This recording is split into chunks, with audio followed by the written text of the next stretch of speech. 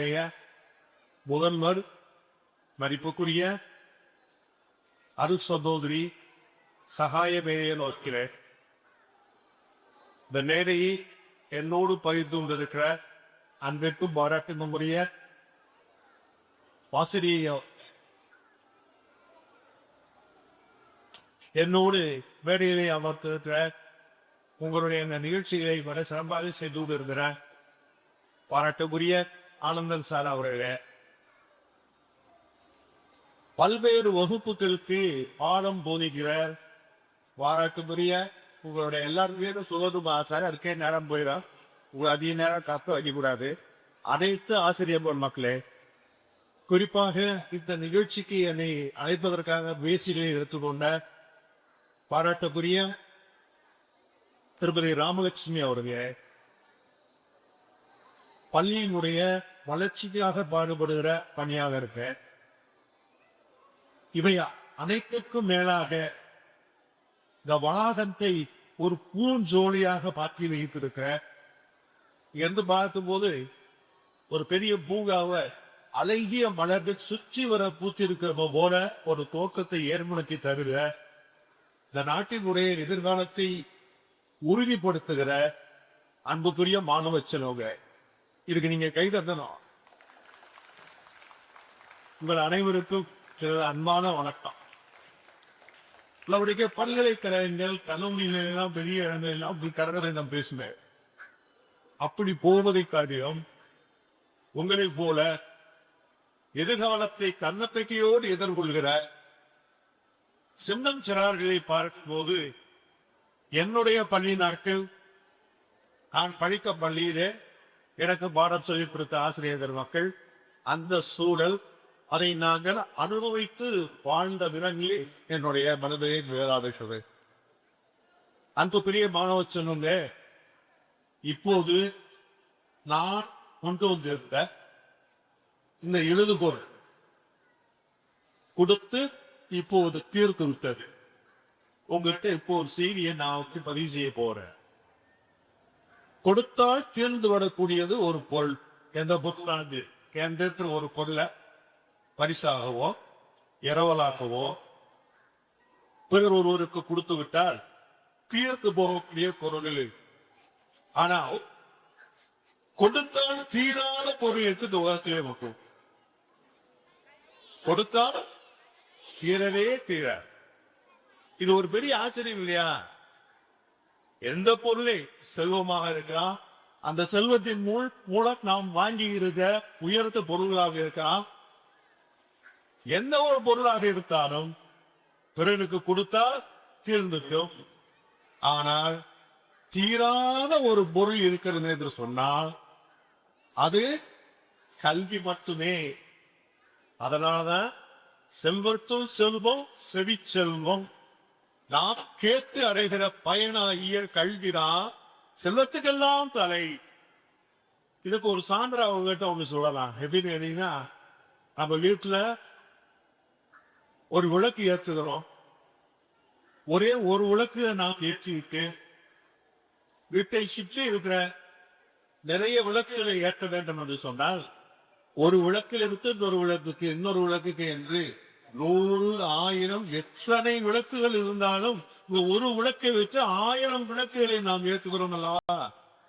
அத முதல்ல ஏற்றுகிற விளக்கு அப்படியேதான் இருக்கும். அதினபட்சத்து வாங்கிய ஒளி அதை அப்படியே பிரதிபலிக்கிறது. ஆகவே அறிவு என்பது உங்களுடைய ஆசிரியர் பிரதிகளிடமிருந்து உங்களுக்கு மடைமாற்றமாகி அவர்களும் தங்களை பிரிப்பித்துக் கொண்டு உங்களை கல்வியின்பார் அறிவின்பார் உடைய ஆற்று கொடுக்கிறார்கள். ஆகவே கொடுக்க கொடுக்க குறைவில்லை என்பது ஒன்று, கொடுத்தோடு பிரகாசமாக இருக்கிறது என்பது 2. இந்த 2 கல்விக்கே புரிய மிக சிறப்பான ஒரு தன்மை.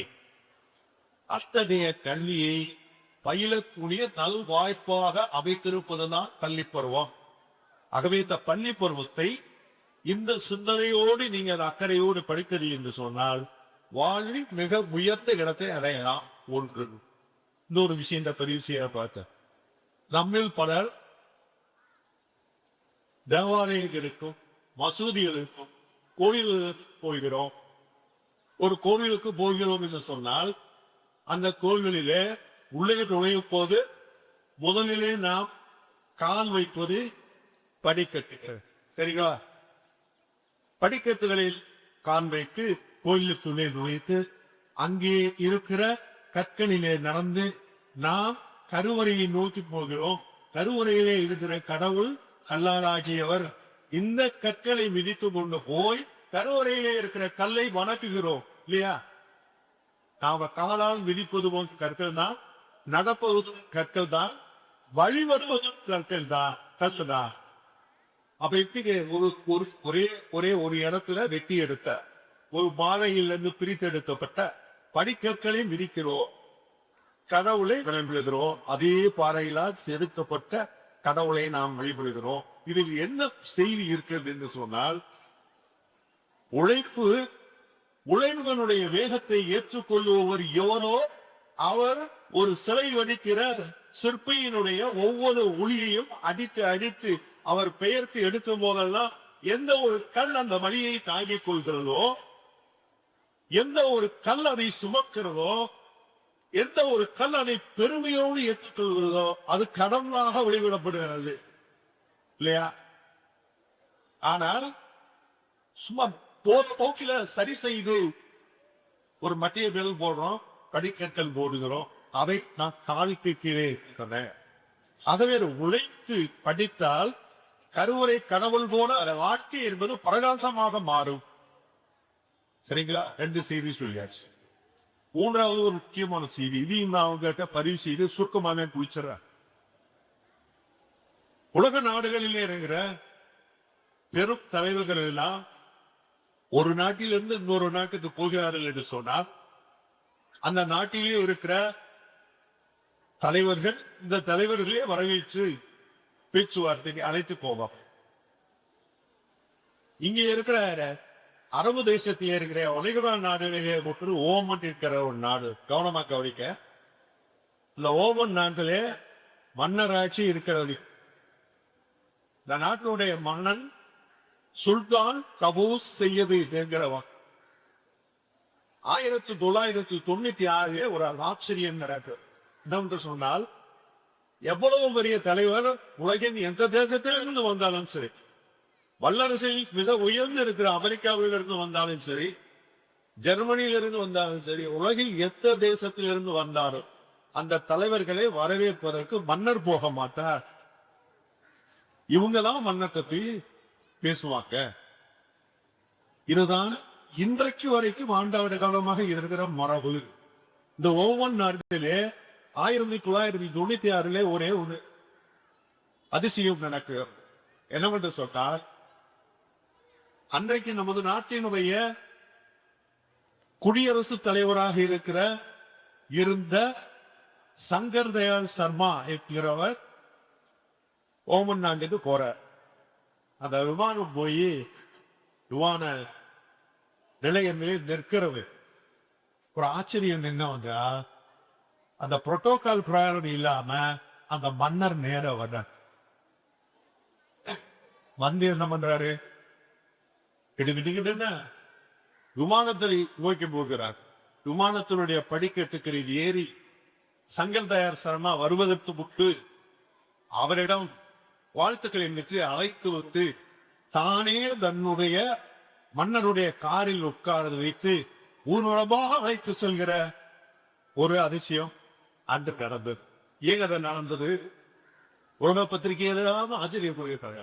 அந்த நாட்டிற்கு தலைவர்களும் ஆச்சரியப்படுறா. இந்த மன்னர் யாருக்குமே வந்தது இல்லையே, 24 ஆண்டுகள் மன்னராக இருக்கிறார். எந்த ஒரு தேசப்பு தலைவர்களையும் வரவேற்காதவர் இவரே சேர்த்து சங்கர் தயாள் சர்மா அவர்களை வரவேற்றிருக்கிறார் என்றால் இந்தியா என்ன அமெரிக்கா காற்று மிச்ச நாடா? இல்லை. பின்ன அவர்கிட்ட மன்னத்தில் கேட்டாங்க, பேட்டி கேட்டாங்க. சர்வதேச மீடியாக்கள் எல்லாம் ஊடகங்கள் எல்லாம் பேட்டி கேட்டான, ஏன் இந்த செயலை செய்தீர்கள் என்று. அவர் சொன்னது என்ன தெரியுமா? அன்புக்குரிய மாணவ செல்வங்களே, இது மனதில் நிறுத்திக் கொள்ளுங்க. இந்த நாட்டுக்கு நான் மன்னனாக இருந்தால் நான் உருவகத்தில் மாணவன், என்னுடைய மாணவ பருவத்தை இந்தியாவிலே புனே இருக்கிற இடத்திலே கல்லூரியிலே படிக்கும் போது எனக்கு ஆசிரியராக பாடம் எடுத்தவர் சங்கர் தயாள் சர்மா. ஆகவே அவரை நான் ஒரு நாட்டினுடைய தலைவராக பார்த்து உள்ளேன். என்னுடைய ஆசா இல்லையா, எவ்வளவு ஒரு பெருமைக்குரிய விஷயம் பாருங்க. ஆகவே நான் என்னுடைய குருவுக்கு காணிக்கையாக எனக்கு கல்வி போதித்தவரை நான் கௌரவப்படுத்துவதற்காக தேனியம் பண்ணி என்று சொன்னார் என்றால், கல்வியினுடைய மகத்துவம் ஒரு மனிதரை மிக உச்சகட்டத்திலே கொண்டு போய் நிறுத்தும். இன்றைக்கு உங்களுக்கு விளையாட்டு பருவமா கூட சேர்ந்து இருக்கு, கல்வியோடு சேர்த்து விளையாடுகிறீர்கள். பலர் பல நினைவுகளை மறந்து விடலாம். ஆனால் இந்த வளாகத்திலே உங்களுக்கு மறக்காத நினைவுகள் என்று சொன்னார், உங்களுக்கு பாடம் போதித்த பள்ளி ஆசிரியர்களை ஒரு காலம் நீங்க மறக்கவே முடியாது. நீங்க எவ்வளவு பெரிய உயர்ந்த பதவிய டாக்டர் அப்துல் கலாம் அவர்கள் நாட்டினுடைய உயர்ந்த பட்ச குடியரசுத் தலைவராக இருந்தவர் கூட பதவி ஏற்று விட்டு தன்னுடைய ஆசிரியர்கள் பார்த்து சென்னை வந்தார் என்று கேள்விப்பட்டோம்.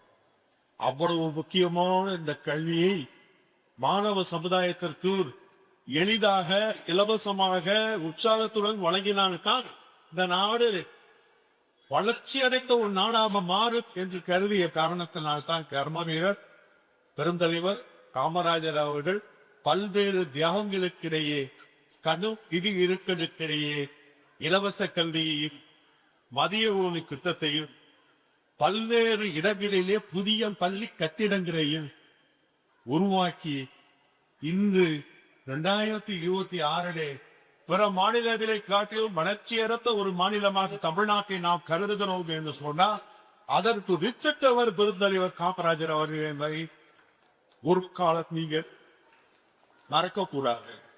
மாணவ சமுதாயம் மறக்க முடியாத ஒரு நபரான பெருந்தலைவராக காமராஜர் அவர்களை நித்தியில் நிறுத்தி கொண்டாட வேண்டும். இந்த கல்வியை பற்றி நம் இலக்கியங்கள் மிக அற்புதமாக சொல்கிறார்கள். அவையார் ஓதுவது ஒளியேறு, படிப்பதை நிறுத்தாதே என்று சொல்கிறார். எப்போதும் படித்துக் கொண்டே இரு, ஓதுவது மொழியேல். பாரதியார் இன்னும் உச்சகட்டத்துக்கு போயிறார்.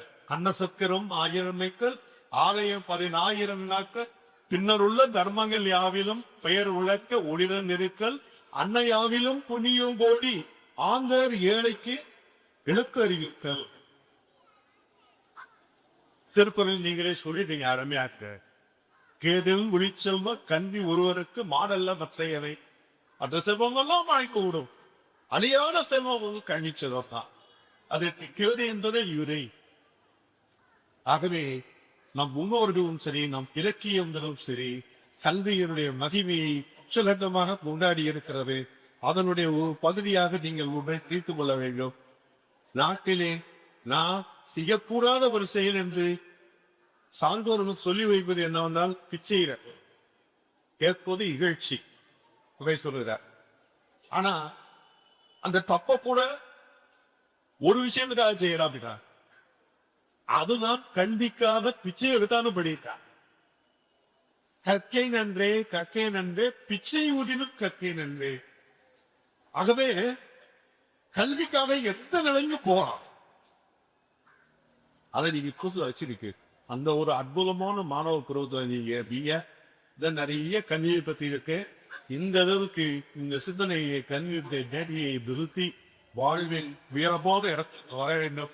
இன்னொரு நாளிலே உங்களை எல்லாம் நாம் சந்திக்கும் போது இந்த பள்ளி வளாகத்திலே நீங்கள் பேசினீர்கள், இன்று நான் ஒரு மாவட்ட ஆட்சித்தலைவராக இருக்கிறேன், இன்று நான் ஒரு காவல்துறை தலைவராக இருக்கிறேன் என்கிற அளவுக்கு ஆட்களும் பெட்களும் ஆகிய போட்டியில் தான் உச்சகட்டமாக வளர வேண்டும். அதற்குரிய சூழலை இந்த பள்ளி உங்களை அறுக்க வழங்கியிருக்கு. அருமையான முதல்வர், நல்ல ஆசிரியர்கள், உங்கள் அனைவருக்கும் என் நெஞ்சு பிழைத்த நன்றி, வணக்கம்.